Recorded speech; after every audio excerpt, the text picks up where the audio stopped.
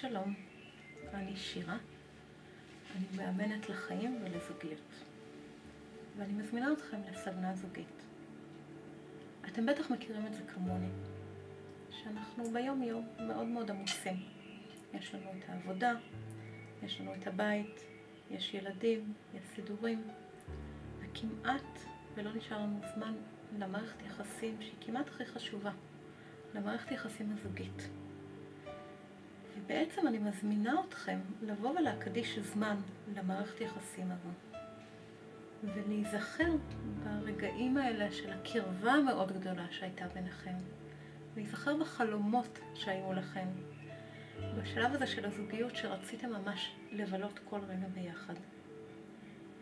ומתוך הזיכרונות האלה גם ליצור בהווה את הזוגיות שאתם רוצים.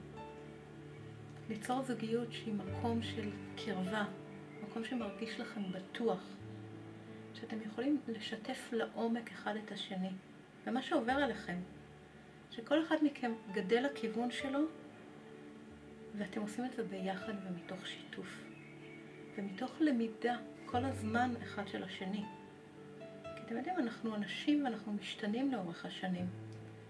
והרבה פעמים מגיעים אליי זוגות שכל אחד צמח לכיוון אחר ונוצר ביניהם איזשהו מרחק. ובעצם בסדנה הזו אנחנו לומדים להכיר את הבן זוג שלנו מחדש, איפה שהוא נמצא היום. ומתוך ההיכרות המחודשת הזו, ומתוך פתיחת הלב והחיבור במהות אחד לשני, אתם בעצם יוצרים קרבה מאוד גדולה. והזוגיות הופכת לא רק למשהו שמתפקד, אלא ממש למקור אנרגיה וכוח לכל אחד מכם. אני עובדת בגישה מופלאה שנקראת תרפיית המפגש, וזו גישה שהדגש שלה הוא באמת על המפגש הזה, על החיבור, על הקשר ביניכם. ואני מזמינה אתכם להגיע לסדנה ולהפוך את המערכת יחסים הזוגית שלכם למקור אנרגיה. למקום שבטוח לכם להיות בו, למקום מלא חיוניות וכיף.